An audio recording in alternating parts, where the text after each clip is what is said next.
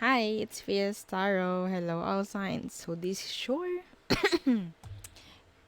messages, energy check-ins, and predictions reading. Okay, so syempre, before tayo mag-start, kung hindi ka pa nakakapag-subscribe, please do subscribe and hit the notification bell para lagi po tayo maging updated sa mga mangyayari pa lang. Okay, and yes, don't forget na mag-follow sa atin pong FB page. And kung may tanong po pagdating sa private reading, just message me sa akin pong FB page for more info. Okay, and yes, if you're interested, na magpa-reading sa aking friend, lagi naman siyang available, lagi naman siyang open, di ba?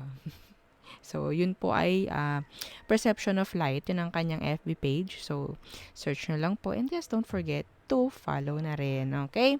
And yes, syempre, regarding sa ating bracelet and the ating evil eye ring, this is always available.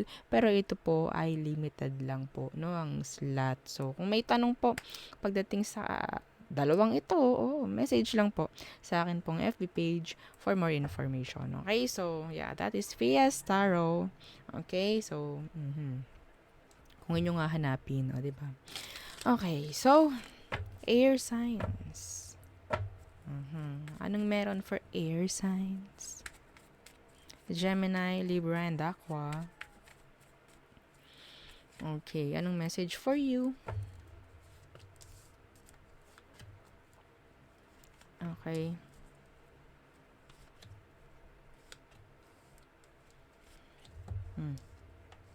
First is Eight of Cups.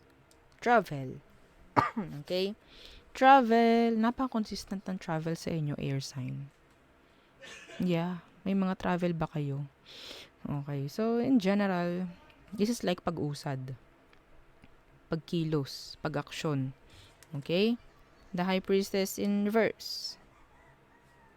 Some of you, may mga sitwasyon na kailangan ng alisan. Kailangan ng alisin. Kailangan ng layasan. No? Which is, sabihin natin, yung mga alam ninyo na dapat na. No? Nakakita ko ng visa dito. Air signs. Nakakita ko ng visa, may ma-approve. Okay? May ma-approve dito. Yeah. About travel. Yes, this is about travel. So, meron ako nakikita ditong approve. No? Ang visa. Sinasabi. Oo. Okay? So, Ten of Swords. Queen of Wands. Someone is like, parang pinapasakita ng sarili. Parang meron ditong hindi tanggap kung anong meron sila. So, ang resulta nun is bumababa yung confidence sa sarili. Okay? I don't know. Yeah, this is si Queen of Wands, ito yung physical looks, mga ganyan, being confident, yan. Pero andito yung Ten of Swords. Yeah. Andito yung parang sinisira, no? Sinisira kung anong meron sa'yo. Parang ganyan. May mga taong bumabackstab sa'yo. Air signs. Okay? May mga taong sumisira sa'yo. Why? Dahil magaling ka. Dahil maganda ka. Pogi ka. Mga ganon. As simple as that. Yes. Okay? Nine of Wands. Someone is guarded. Yeah, the Five of Wands. Guard yourself from drama, problems, difficulties. Avoid being negative. Air signs. Meron ditong parang pagod na. Sobrang drained. Okay? Pwedeng sa workplace, pwedeng sa mga kung anong trabaho nyo. Mga ganyan. Some of you kailangan ng magpahinga.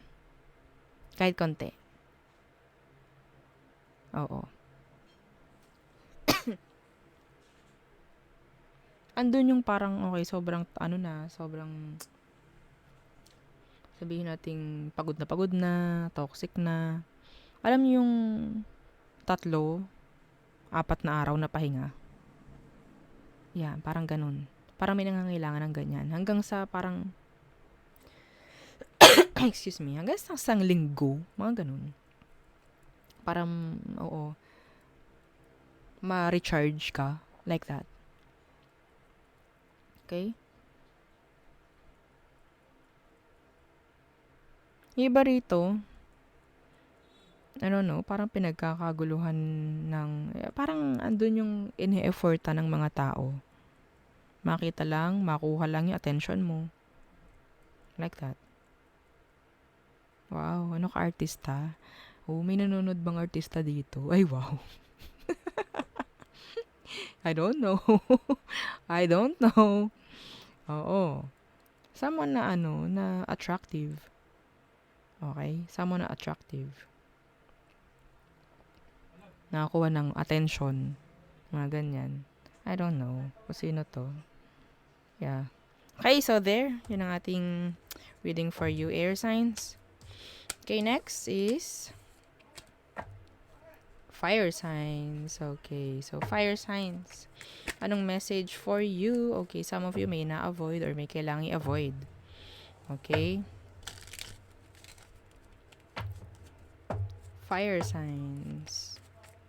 Aries, Leo, Sagittarius. Anong meron? Okay.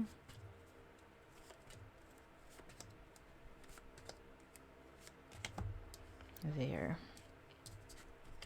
9 of Pentacles in reverse. Responsibilities, bayarin. Okay?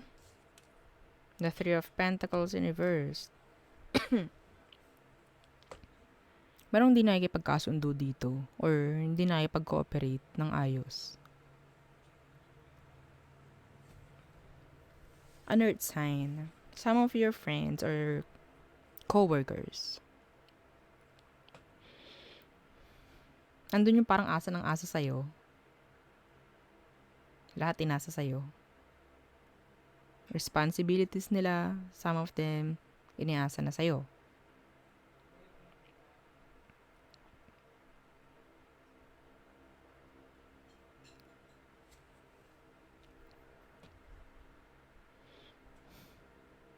May mga bayarin na hindi mababayaran. Excuse me. Yeah. May mga bayarin na hindi mababayaran. Fire signs. Okay? The Star. The Knight of Wands. Merong player na nagkakagusto sa'yo. Pwedeng Aquarius, pwedeng fire sign. Like you. Or meron kang ginugustong Aquarius. Or air sign. Or meron ka lang ginugusto. Pero nandun yung hindi ka consistent pagdating sa kanya or pagdating doon sa bagay na yun. Okay? Yung pagiging consistent mo, yung pagiging focus mo ang kailangan. Para makuha mo. No? Para mag-grab mo. Kung ano man yan. Okay? Just focus. Queen of Swords in reverse. The Page of Wands in reverse. Delays. Because takot.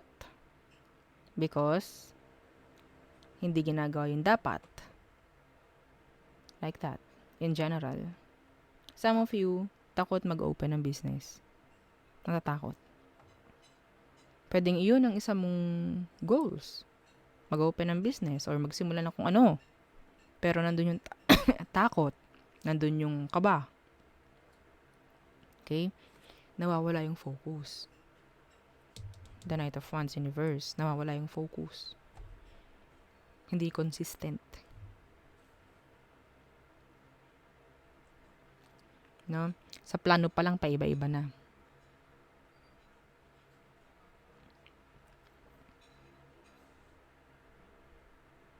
Okay? Hang on. Okay.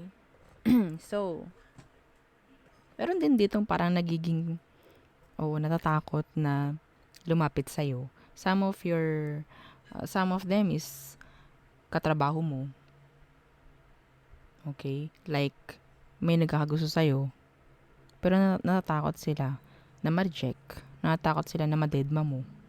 Like that.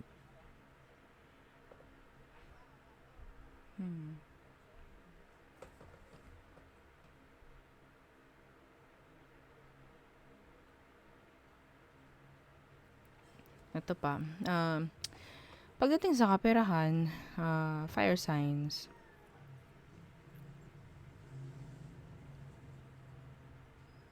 kung hindi, mayroon ako nakikita ritong may pera.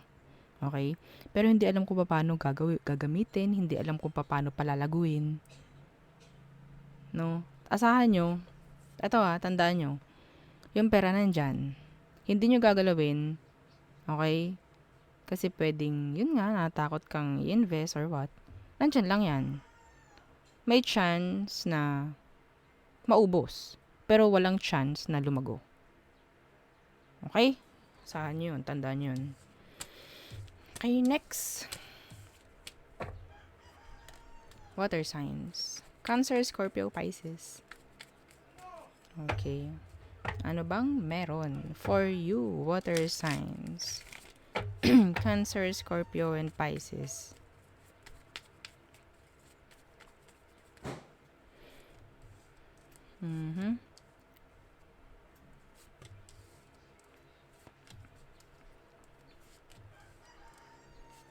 Okay. So, the Chariot in reverse. So, this is Cancerian energy. A delay. Pwedeng merong hindi makamove on. Yeah, the Three of Wands in reverse.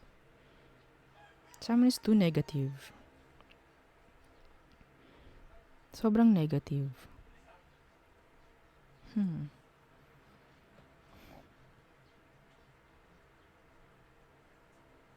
Pagdating sa sarili, yung sarili na nga lang yung kasama, yung yung katulong para umasenso. Sila pa mismo yung parang sumisira. Oh my God.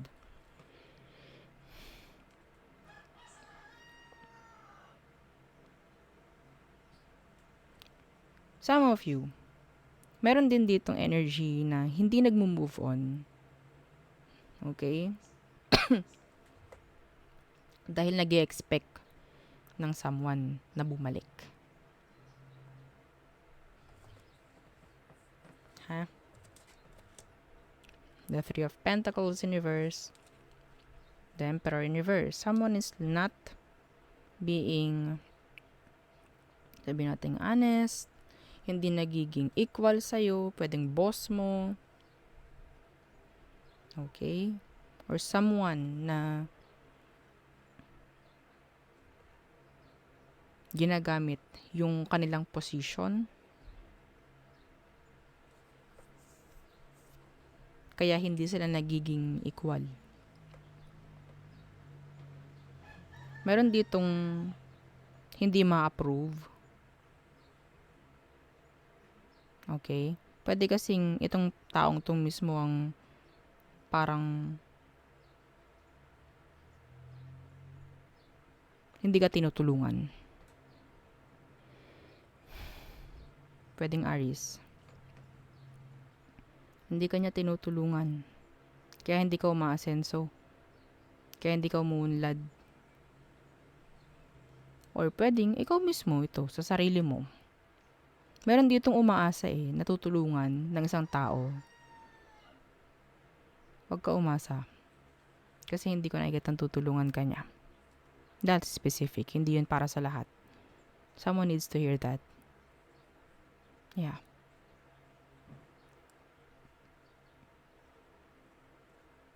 Okay. Next is the Five of Swords in reverse. The King of Cups in reverse.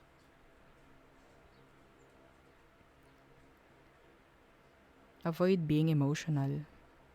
Water signs. Avoid.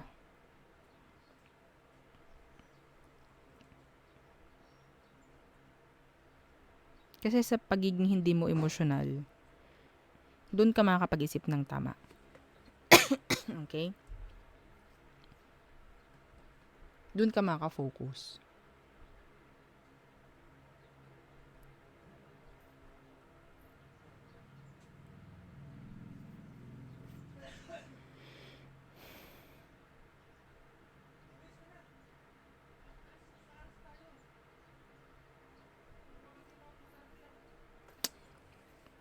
May mga sitwasyon dito, water sign, na akala nyo parang maaasahan sila, matutulungan kayo, pero hindi. Sila pa mismo yung parang hindi gumagawa ng paraan para, sabihin natin, sila pa yung gumagawa ng paraan para hindi ka maging okay. Para hindi ka maging matagumpay. This is sad. Nakakasakit ng ulo. Okay, so yeah. Next. Earth signs. Earth signs. Taurus, Virgo, and Capricorns. Okay, anong message for you?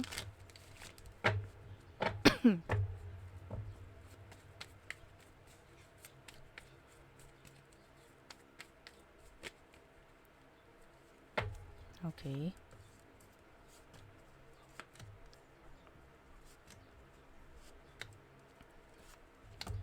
Okay, so the Fool in reverse.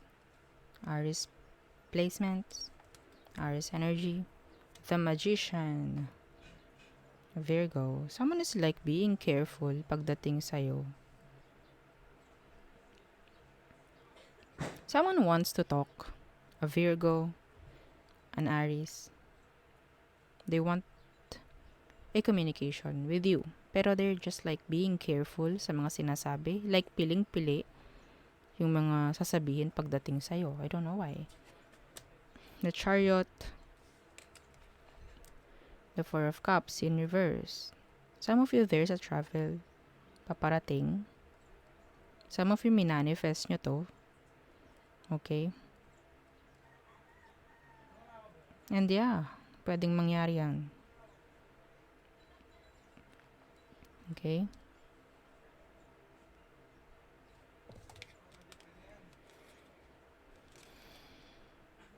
Some of you nakakausad-usad na in general. Some of you nakaka-move on na in general. Okay? Yeah, the Ace of Wands in reverse and the High Priestess in reverse.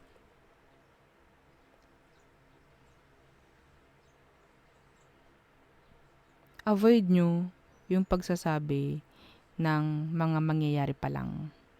Okay? Like, sabihin natin, meron kayong nakaschedule. Ganyan, ganito. Avoid nyo munang pagsabi. Yeah. Avoid nyo muna. I don't know. Kailangan nyo i-avoid. Okay?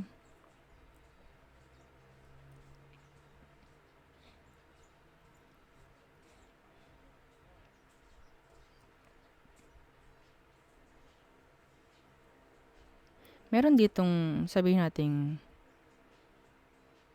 an ex. Okay? Na pwedeng magkaroon in the future. Na pwedeng magkaroon ng connection again with you. Pero this is like an on and off pa rin. On and off. Meron lang siyang gustong makita. Validations. Okay? Meron lang siyang mga gustong malaman sa'yo. Some of you, may pwedeng mangyaring make-up sex. From a fire sign, from a Cancerian. Okay?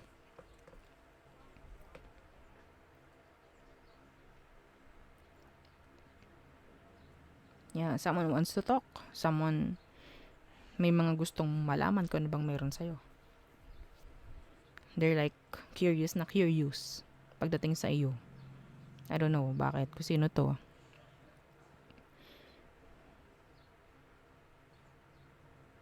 Okay? Yeah.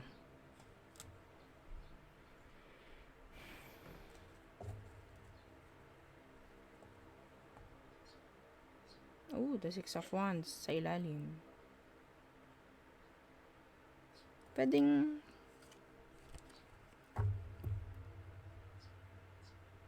may success na mangyayari sa inyo. Victory for some of you. Okay? Anything na parang makakuha ng atensyon ng ibang tao. Pwede may mangyaring ganyan in the near future for you. Or sabihin natin magiging makukuha nyo yung mga ganong magagandang bagay. So, andyan yung mga mainggit. Lagi naman. Oo. So, hayaan nyo lang silang mainggit na sa isang tabi. Manigas sila sa isang tabi. Mga ganun. Okay? So, yeah. Sa inyo, if you're starting to move on, or sabihin, sabihin nating, nakakaya mo na, no? Na wala yung isang tao na dating kinasanayan mo, na lagi nandyan. Kung nakakaya mo na, doon magi-start yung parang curious sila. Parang nagagawa yung earth sign. Like that. So, nandyan yung pag-i-stalk na mangyayari. Nandyan yung kukunin nila yung attention mo. Okay? Yeah. So just for validations, I guess. So there, yun ang ating reading for all signs. So don't forget to like, share, and subscribe, and follow our FB page. Thank you. Bye!